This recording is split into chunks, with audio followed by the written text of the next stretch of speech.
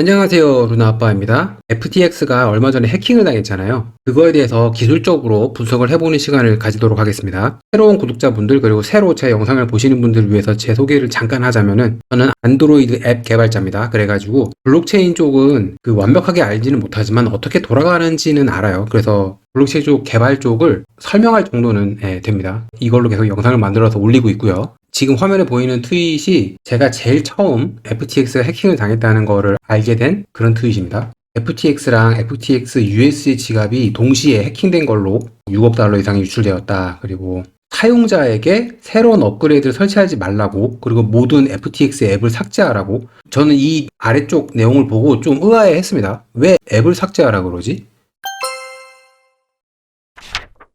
보통 그런 앱이 해킹을 당해서 넘어가도 어차피 보안 쪽은 다 백엔드 쪽, FTX 서버 쪽에 다 보안이 돼 있기 때문에 앱이 해킹을 당한다고 해서 문제가 없거든요.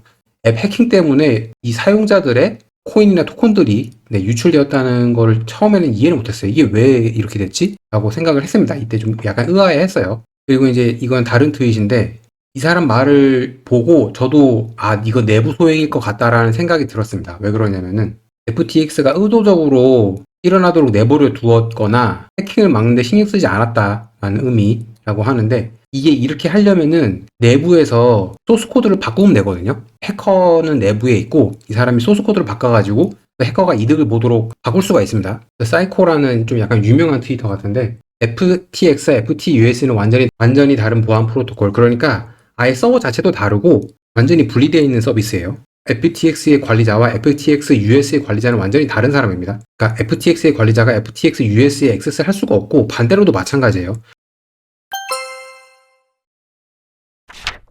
최근 11월 아마 10일, 11일 이때쯤에 메시지 박스가 떴을 겁니다. 그 FTX 사용하시는 분들이요. 그리고 이제 이 업데이트 어베이러블 하고, 그러니까 업데이트가 가능하다, 업데이트를 인스톨해라라는 그런 단순한 메시지 박스였는데, 이게 그 해킹의 방식이었습니다. 근데 이게 되게 특이한 방식이에요.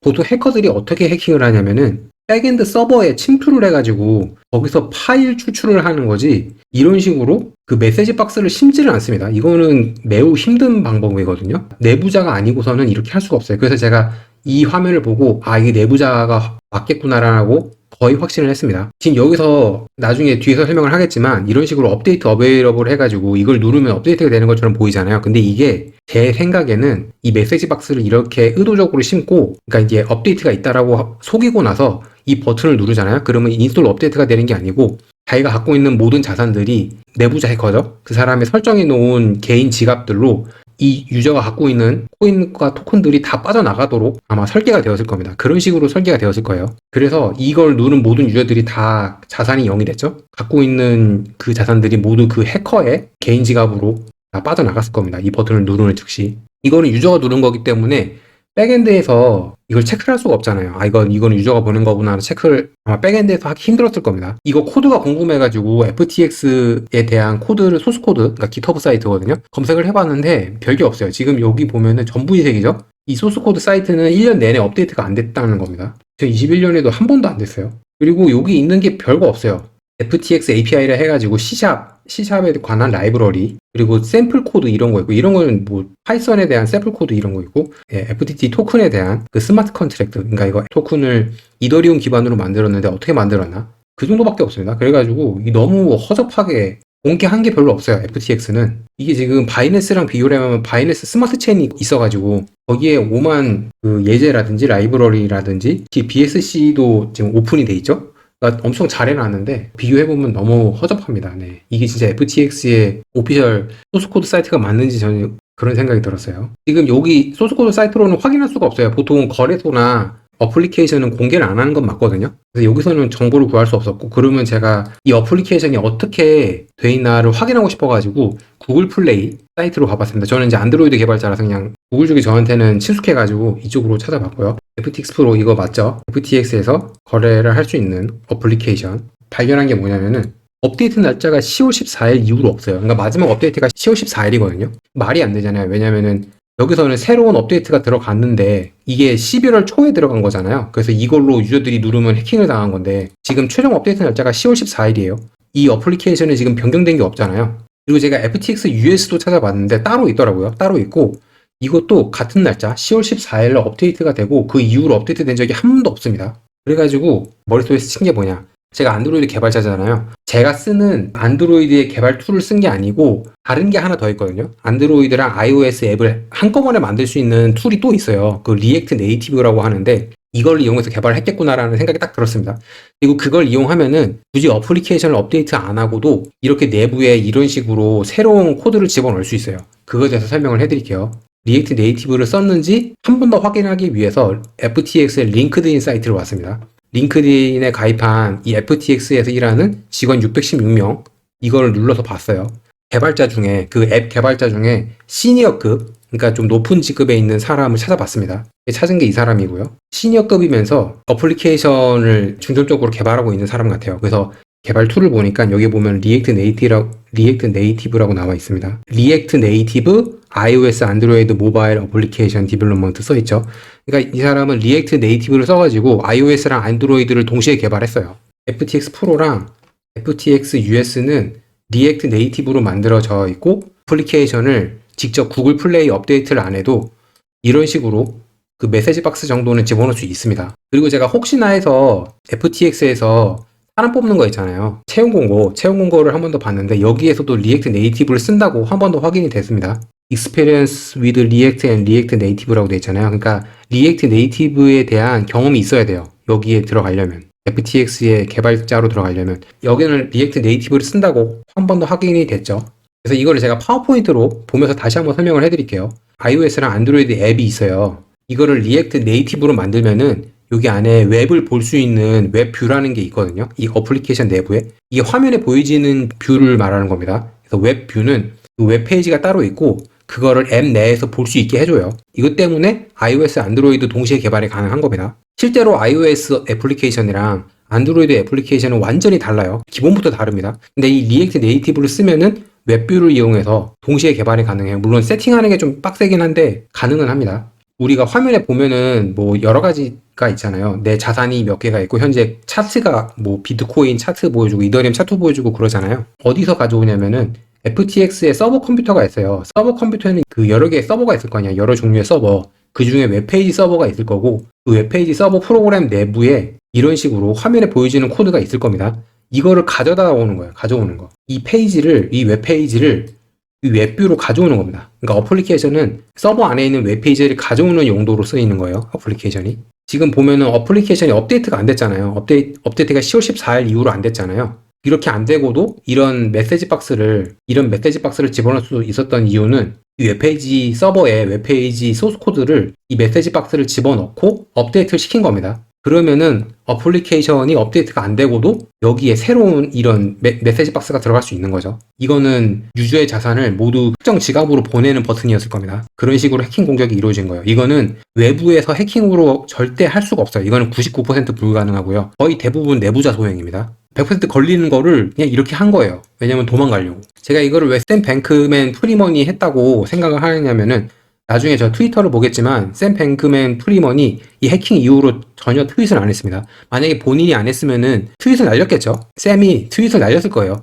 지금 해킹 당했고 누군지 찾고 있는 중이다 그런 식으로 했겠죠. 근데 안 하잖아요. 아무것도 안 하잖아요. 잠수 탔잖아요. 그 말인즉슨 샘 뱅크맨 프리먼이 이 해킹 사태와 관련이 있다는 겁니다. SBF가 개발자가 아니잖아요. 그러다 보니까 지금 이 작업을 하려면은 꽤 높은 직급의 시니어 프로그래머가 한 명은 필요하거든요. 한 명 이상이 필요한데 그래서 저는 도와준 공무원 개발자가 한 명 이상일 거라고 생각을 합니다. 이 공무원 개발자가 한 명이면은 여기는 그러니까 어플리케이션에 보여지는 이 웹페이지 이거랑 FTX 서버를 둘 다 다룰 줄 아는 그 정도의 개발자일 거고요. 만약에 2명 이상이면은 한 명은 이제 저 보여지는 웹페이지를 바꾸고 한 명은 백엔드 쪽을 걸리적거리는 것들을 다 제거를 해줬겠죠. 그런 식으로 다 시니어급이거나 그 이상 리드급일 거고요. 그리고 보통 이런 개발 공정이 되게 여러 가지가 있습니다. 먼저 소스 코드를 만들면은 그게 바로 우리 어플리케이션으로 가는 게 아니고 이거를 코드를 먼저 확인하고 그 다음에 테스트를 하고요. 먼저 QA가 먼저 테스트를 하고 그 다음에 테스트하는 유저들이 있습니다. 그런 사람들을 베타 유저라고 하는데 그 사람들한테도 먼저 빌드된 앱을 줘요. 그래서 그 사람들도 테스트를 하고요. 이게 모든 게 통과를 하면은 그 다음에 우리가 쓰는 실제 앱으로 빌드된 소스 코드가 올라가는 겁니다. 이런 공정이 있는데 이런 거를 전부 무시하고 이 소스 코드를 바로 우리가 쓰는 애플리케이션으로 올렸어요. 이 메시지 박스를. 정말 높은 급의 개발자가 아닌 이상은 불가능하겠죠? 접속이 가능한, 그 비밀 시큐리티 서버에 접속이 가능한 그런 높은 직급의 개발자일 겁니다. 이 사람도 꽤 유명한 사람인 것 같은데, 이거 관련된 트윗을 날렸어요. 약간 기술 쪽 관련된 트윗을 날렸는데, 내부자 소형이라고 생각을 하고 이 사람이 어떻게 했을지 세부적으로 적었어요. 근데 이 사람의 생각은 저랑 다릅니다. 지금 FTX 지갑 개인키라고 했잖아요. 그 여러분들 저거 개인 지갑 만들면은 영어 단어 24개, 30개 그 니모닉 받아 적으라고 하잖아요. 그 개인키를 말하는 겁니다. 근데 이런 식으로 메시지 박스만 집어넣었으면은 이런 FTX 거래소의 지갑 개인키는 몰랐어도 됐어요. 왜냐면은 이거는 유저가 누르게 의도로 한 거잖아요. FTX 거래소의 개인 키는 없어도 됩니다. 제 생각이랑 틀리고요. 그리고 웹사이트 관리자에 대한 액세스, 웹페이지, 웹사이트를 들어가서 소스코드를 변경해야 되잖아요. 그러면은 이 서버에 대한 접속 그 액세스는 있어야 됩니다. 그렇기 때문에 이거는 맞고요. 2번은 맞고요.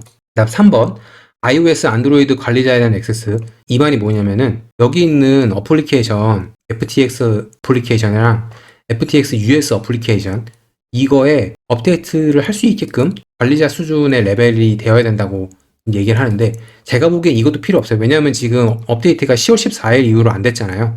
이 말인즉슨 여기 있는 어플리케이션의 소스 코드를 변경할 필요가 없었어요. 여기에 보여지는 이 웹페이지만 바꿀 수 있으면 됩니다. 그래서 이 사람이 주장하는 이 iOS, 안드로이드 관리자에 대한 액세스는 필요가 없어요. 이 해킹을 성공하기 위해서는 결국 두 번째 것만 필요한 겁니다. 그리고 이 아래쪽은 저랑 같은 생각인데, 그 해커가 FTX의 모든 유저 전체 거래 내역이나 KYC 있잖아요. 이거 저거 등록할 때 하는 거잖아요. 여러분들 아이디, 그러니까 한국으로 치면 주민등록증이랑 여권 필요하잖아요.